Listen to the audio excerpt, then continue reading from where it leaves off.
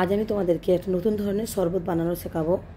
তো এটা আমার বাগানেই হয়েছিল, টবের মধ্যে। বাগান বলাটা ভুল হবে, আমার ছোট্ট টবের মধ্যে এই পুদিনা গাছটা হয়েছিল। তো তার থেকে কিছুটা তুলে নিয়ে এসে আমি শরবত বানাবো। তা আমি পুদিনা পাতা আর দুটো লেবু রেখেছি, দেখতে থাকো। এর মধ্যেই বলি বন্ধুরা, তোমরা সবাই কেমন আছো একটু বলে যেও। তো আমি পুদিনা পাতাগুলো মিক্সার গ্রাইন্ডারে ব্লেন্ড করে নেবো। পুদিনা পাতাগুলো দিয়ে দিচ্ছি। এরপর দেখো পরিমাণ মতো চিনি দিয়ে দিচ্ছি। যে যার স্বাদ মতো চিনিটা দেবে, যে কেউ মিষ্টি পছন্দ করে, কেউ একটু কম মিষ্টি পছন্দ করো। আর এটা জিরে গুঁড়ো, তোমাদের জিরে গুঁড়ো করা না থাকলে গোটা দিয়ে দিও। এটা আমি রোদে শুকনো করে গুঁড়িয়ে রেখেছিলাম, ভাজা গুঁড়ো নয়। আর দিয়ে দিলাম বিট নুন, আর দিয়ে দিলাম লেবু রসটা করে, মানে রসটা বের করে দিয়ে দিচ্ছি, নিয়ে একসঙ্গে সবগুলো ব্লেন্ড করব।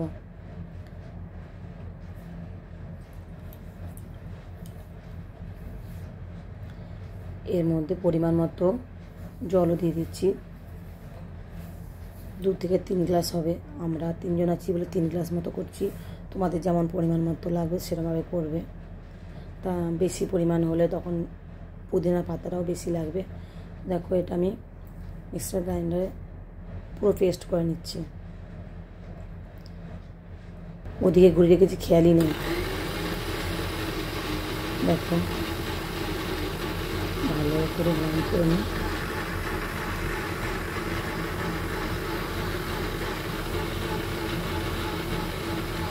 দেখো কি সুন্দর গ্রাইন্ড হয়ে যাচ্ছে। তো দেখলাম কেমনটা, আর ভালো করে এটাকে ভালো করে গ্রাইন্ড করতে হবে, যেন পাতাগুলো যেন একদম বাটার মতো হয়ে যায়।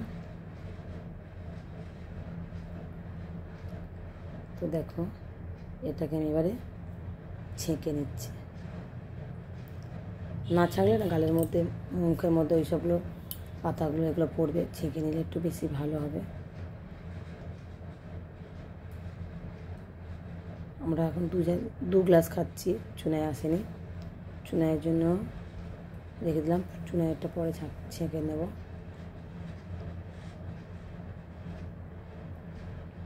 তো বন্ধুরা, পুদিনা পাতার শরবতটা দেখলে তোমাদের কেমন লাগলো বলো।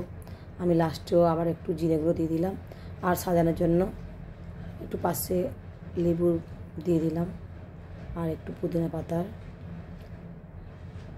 ডগাগুলো দিয়ে দিলাম, দেখতে ভালো লাগে সেই জন্য। আলাদা কোনো টেস্ট আসে এমনটা নয়, কিন্তু দেখতে ভালো লাগে। কিন্তু পুদিনা পাতার শরবতটা সত্যি কথা বলতে ভীষণ ভালো লাগে খেতে। একটু বিট নুন, লেবু, পরিমাণ মতো চিনি, বেশ ভালো লাগে খেতে। তো তোমরাও ঘরে বানিয়ে খেতে পারো, কারণ কম বেশি সবাই পুদিনা পাতার শরবত ভালোবাসো।